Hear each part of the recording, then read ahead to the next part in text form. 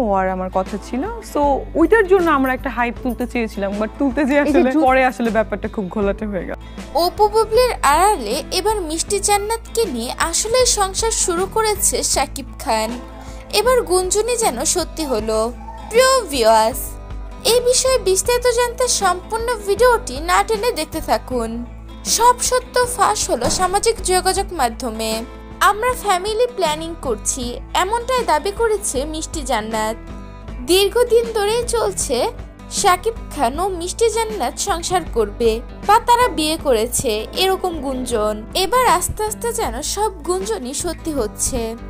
যদিও এ ব্যাপারে শাকিব খান কোনো কথাই বলেনি, কিন্তু মিষ্টি জান্নাতের নানান কথাবার্তা এবং ইঙ্গিতে বোঝা যায় শাকিব খানের সঙ্গেই তার বিয়ে ঠিক হয়েছে বা তাদের মধ্যে কোনো এক সম্পর্ক রয়েছে।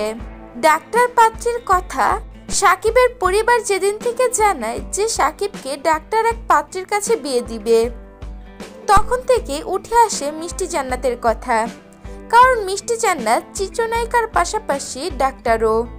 এদিকে শাকিব খান যে কার সাথে তার জীবন পার করবে এই বিষয়ে কোনো নিশ্চয়তা নেই।